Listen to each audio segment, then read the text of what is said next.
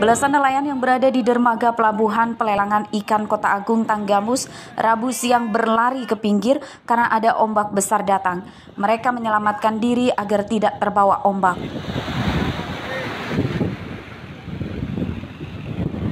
Menurut para nelayan, ombak besar yang melanda Laut Tanggamus ini sudah berlangsung sejak 1 bulan lalu. Ketinggian ombak laut di wilayah yang berbatasan langsung dengan Samudra Hindia ini mencapai 3 meter. Selama cuaca buruk tersebut, penghasilan nelayan turun karena mereka tidak bisa menangkap ikan terlalu ke tengah dengan alasan risiko keselamatan. Mengganggu aktivitas saja. Mengganggu aktivitas kan? Aturan cepat ini lambat kita. Gelombang terjadi jam berapa, Kang? Semalam sebetulnya, cuman nggak terlalu. Pagi ini yang gede. Pagi ini cukup besar, Kang? 10 ya. 10 jam 11 itu gede. Untuk sore ini, Kang, gimana, Kang? Sore ini mulai redup.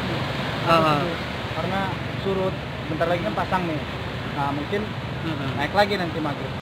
Data BMKG Lampung, cuaca ekstrim di perairan laut wilayah barat masih akan terjadi hingga akhir pekan ini. Ketinggian ombak bahkan bisa mencapai 4 meter. Petugas BMKG mengimbau nelayan untuk sementara tidak melaut terlalu ke tengah karena berisiko petaka. Andri Kurniawan melaporkan dari Tanggamus.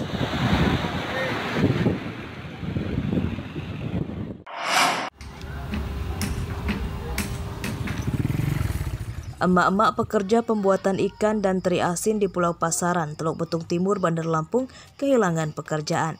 Mereka yang umumnya berasal dari sejumlah kecamatan pesisir Bandar Lampung setiap pagi tetap datang ke Pulau Pasaran berharap ada pengusaha ikan dan teri asin yang berproduksi. Di antaranya adalah Gelinah dan Nursiah. Keduanya tidak mendapat penghasilan sebab pengusaha pembuatan ikan dan teri asin tidak beroperasi. Mereka kini malah merugi karena harus mengeluarkan biaya ojek bentor ke Pulau Pasaran. Pulang milih, suasana di pulau lagi sepi. Sepi apa itu teh? Sepi karena nggak ada ikan. Iya, pengaruh lah kita nggak megang duit. Kalau sehari berapa teh bisa kira-kira teteh? Kalau kita pulang sore, bisa dapat duit antara 50.000. Pada saat normal, para pekerja sortir dan penjemur ikan dan teri asin di Pulau Pasaran bisa mendapatkan uang hingga Rp100.000 per hari. Mereka dibayar borongan sesuai jumlah ikan dan teri asin yang diproduksi. Kan ini? Ya, pengaruh juga sih. Pengaruhnya gimana, Bu? Kita bingung, pulang bingung. Iya. Kadang-kadang mungut-mungut di bawah kita. Kalau biasa sehari kalau pas lagi rame dapat berapa, Bu? Kadang-kadang 50, kadang-kadang 70. Barang ini cuma 20.000. 20.000 seharian. Ya mungkin ya satu ya angin kencang, dua ya arus gitu. Oh, ombak gitu maksudnya? Iya. Pulau Pasaran merupakan sentra ikan dan teri asin terbesar di Lampung. Terdapat lebih dari 50 pengusaha pembuat ikan dan teri asin di Pulau Pasaran. Mereka kini tak beroperasi karena pasokan ikan dari nelayan turun drastis dampak cuaca ekstrim. Faktor lain adalah nelayan tidak bisa melaut karena kesulitan mendapatkan solar. Arsadi Saputra melaporkan dari Bandar Lampung.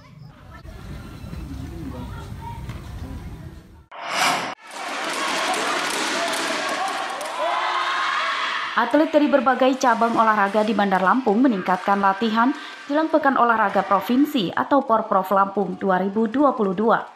Bandar Lampung mengirimkan 600 atlet di Porprov mendatang. Mereka atlet dari seluruh cabang olahraga yang dipertandingkan, mulai dari sepak bola, badminton, sepak takraw, hingga renang. Dinas Pemuda dan Olahraga atau Dispora Bandar Lampung bertekad mempertahankan gelar juara umum seperti Porprov sebelumnya. Dispora dan KONI Bandar Lampung menggelontorkan dana hingga 2 miliar rupiah untuk pembinaan seluruh atlet yang akan ikut dalam Porprov. Persiapan dari mulai bulan Oktober. Sebelumnya kan kita memang selalu melakukan persiapan rutin. Tapi untuk menghadapi persiapan Porprov di bulan Desember, dari Oktober kita sudah melakukan hampir seluruh cabur. Kan ada 30 cabang olahraga yang diikutsertakan. Insya Allah kita ngikutin semua. Hampir seluruh kita unggulkan. Jadi seluruh cabur semuanya kita unggulkan. Kita berharap semua mendapat medali emas. Teman-teman dari cabur-cabur semua lagi berlatih dan juga selalu koordinasi.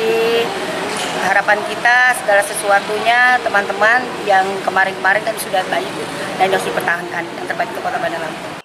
Porprov Lampung digelar mulai 4 hingga 13 Desember 2022 mendatang dan mempertandingkan 32 cabang olahraga. Porprov Lampung dipusatkan di Stadion PKORY Halim, Gedung Olahraga Saburai, Mall Lotus untuk cabang olahraga biliar dan kolam renang Pahoman. Bandar Lampung jadi juara umum terakhir pada 2019 lalu. Porprov kemudian ditiadakan selama pandemi COVID-19. Jeffrey Arifin melaporkan dari Bandar Lampung.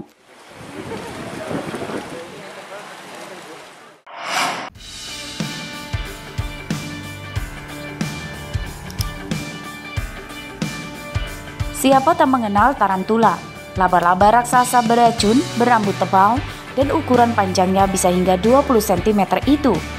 Berdasarkan sejumlah penelitian, ada sekitar 800 spesies tarantula di dunia. Tarantula yang ditakuti itu ternyata malah dipelihara dan dikembangbiakan Aldo Tan, warga Kelurahan Pesawahan, Kecamatan Teluk Betung Selatan, Bandar Lampung.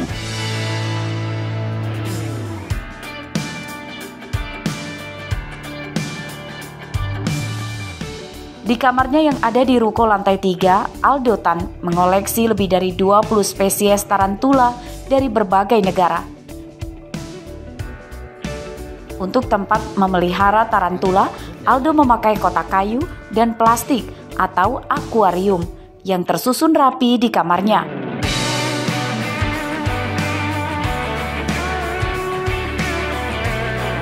Aldo mengoleksi tarantula sejak 2011. Tarantula asal Amerika, Meksiko, dan negara lain serta Indonesia itu oleh Aldo diberi makan jangkrik. Memelihara dan mengembangkan tarantula cukup mudah, asal telaten dan tentu saja punya keberanian.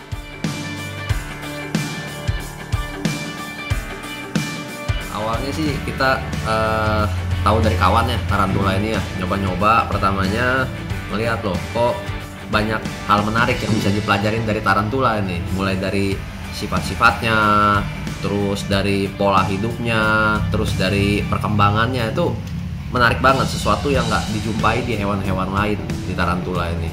Karena kan tarantula ini ada proses juga yang namanya molting atau ganti kulit.